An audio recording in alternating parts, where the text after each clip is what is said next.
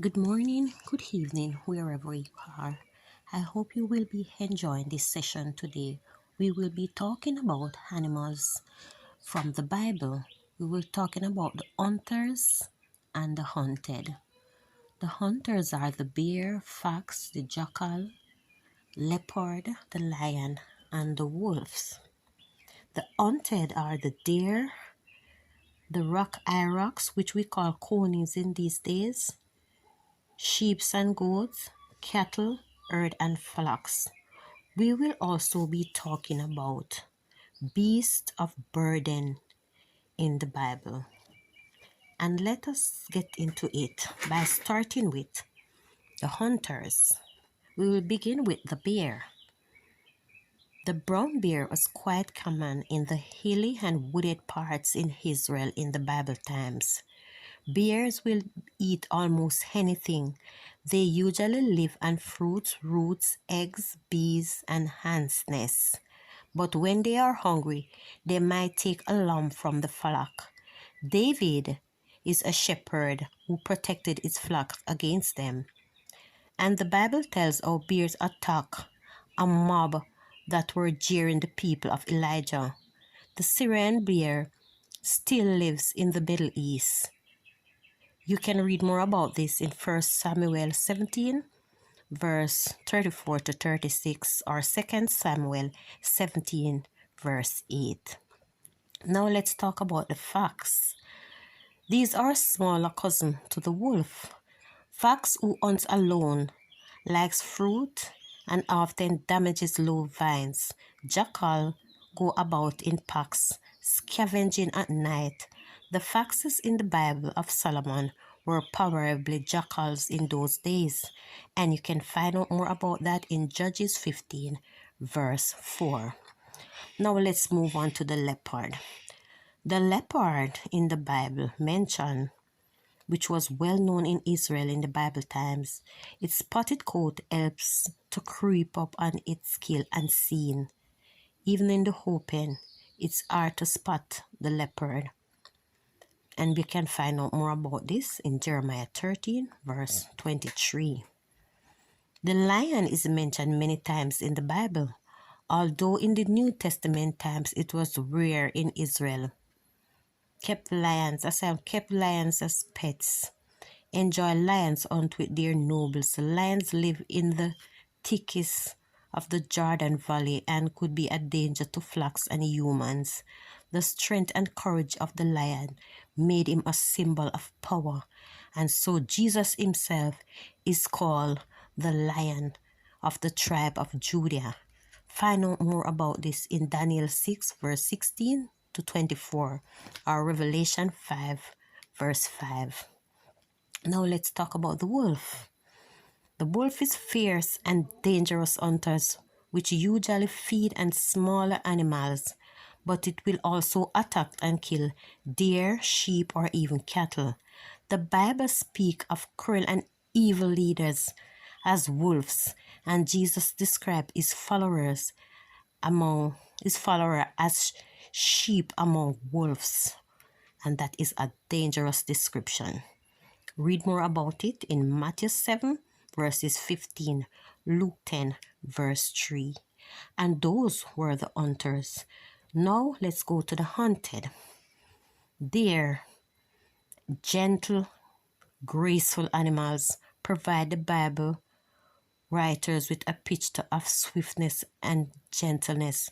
Follows deer, whose sudden coloring makes it difficult to spot, were a major source of meat in those days.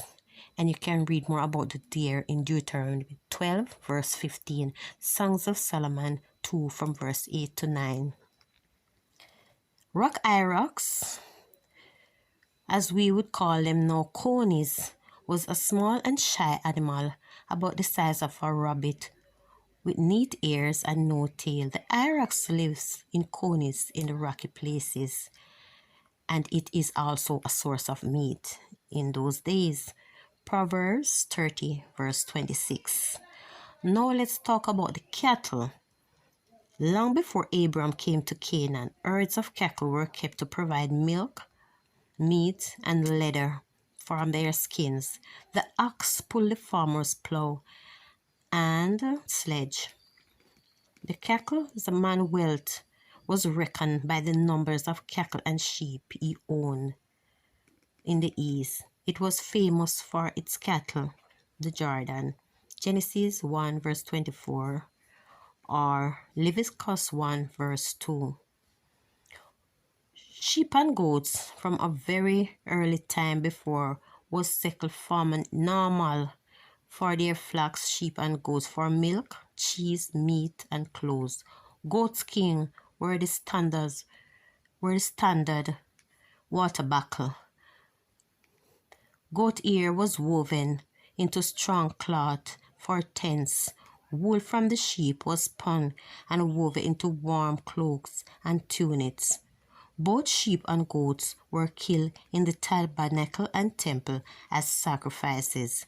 They were well suited for the rough hill pastures. Shepherds often looked after mixed flocks of sheep and goats, protecting them from the wild animals, leading them to fresh water. Read more about this in Genesis 27, verse 9. Exodus 26 verse 7. It is also found in Leviticus 1 verse 10. And we are going to move on to the beast of burdens. The Bible states that these animals were burdened. And let's begin with the horse. Horse, the most common of all animals, used for carrying heavy loads and also for riding by rich and poor alike. The donkey is a descendant of the North African wild horse.